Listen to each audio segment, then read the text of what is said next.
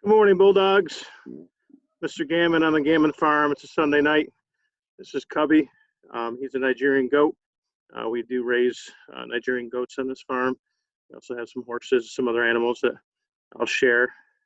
Cubby is about 7 years old. He's the first goat we ever bought. Purchased him because he was probably the friendliest one we went and found in the herd that we first started raising the goats from. But we spent a lot of time with these guys out here in the barn. It kind of falls into line into what we're going to be talking about today about self-care.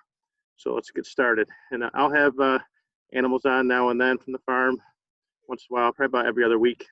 And you'll probably have more goats, and we'll have some goat babies once spring rolls around. So once we get started here, please stand. The morning ceremony.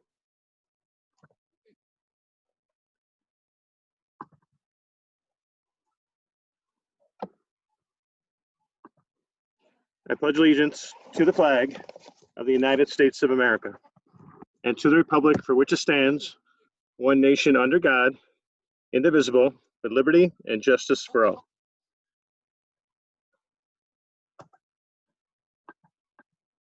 All right, little celebration there. I had to put Cubby down on the ground, but just want to say it was really great to have everybody in the opening ceremonies on Friday. Everyone did an amazing job. I was really proud not only of the students in the audience, but very proud of the students that were on stage that were helping us to lead that ceremony, and just showing the courage and the responsibility to put that together. So once again, a great start to the year. More things to come, that, coming back to a little state of normalcy here in Bulldog Country. A couple of focuses on our opening plan.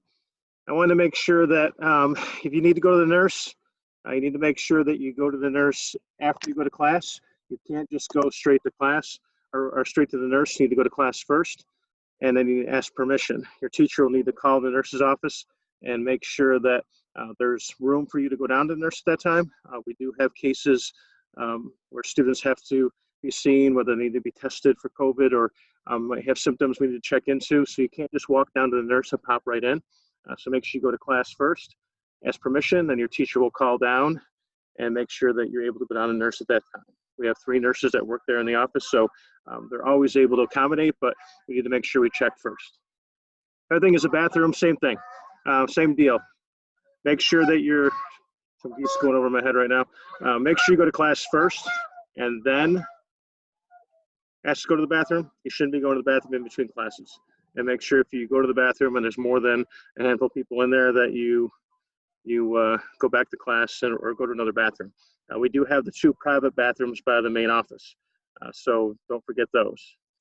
But once again, go to class first and then ask to go to the bathroom. Clubs are going to be starting. Some will be after school, some might be during seminar. If they are after school, if you need a ride on a late bus, that has to be arranged before the club starts. Your advisors are going to be working with you with that. But just another reminder that once the late bus starts, we'll be having the shuttle that will run from right out here by the main office down to the elementary school to get on that late bus run. Those are the focuses today for opening plan. I want to spend some time today talking about taking care of yourself. As we start up a year that seems more normal than last year, that also means that there's higher expectations sometimes in many of our lives. Many of you are stepping outside your comfort zone and taking a lot of honors classes and AP classes. You're playing sports, activities, clubs, music. So you have a lot of things going on in your life. And when that happens, it's always, especially when it hasn't been happening a lot in the last year, you need to make sure you're taking care of yourself. So I wrote down some keys here to taking care of yourself. The first thing is you need to make you a priority. Whether it's exercise, yoga, meditation, you need to carve out time every day and make it part of your routine. That's the only way you're going to make it work. It doesn't have to require a lot of time. 10, 15, 20 minutes a day can make a huge difference. It's about consistency and just doing a little bit every day. That'll make the difference.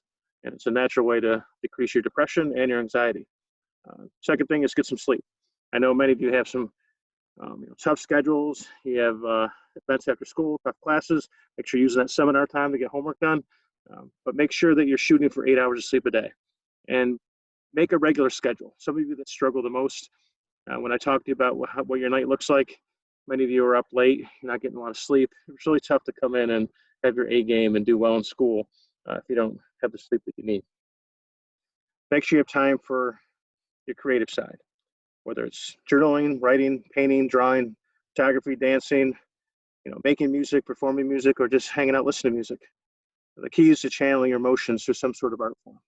It's a great way to ward off negative thoughts. Another thing is to play with a pet. I know it's not always easy taking care of a bunch of animals on a farm, but some of my best time in the day is coming out here taking care of these guys. It definitely helps you to work through stress and anxiety. Another key is to interact with your friends. It's great that so many of us are back in the building, because just spending time together, working together, being in clubs, activities together, or even gaming together, makes a difference. And just remember, it only takes a few special friends to make a difference. You don't need a ton of friends. You just need one good one. Spend time in nature. We live in a beautiful region. Many of you follow me on social media. I'm out hiking, biking all the time. There's something about a relationship with the outdoors, whether you're hunting, fishing, just going out, taking a hike. Allow yourself a few minutes where you're not rushed, not disturbed by your phone, to connect to the world around you. I'll be glad you did. And that leads right into turn your smartphones off. I know a lot of people try to get in touch with me in the course of a day. There's always a period every weekend where I put my phone away.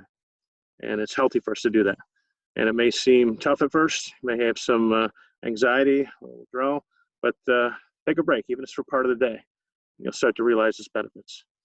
And the last thing is do something for someone else. All our brains are wired for giving.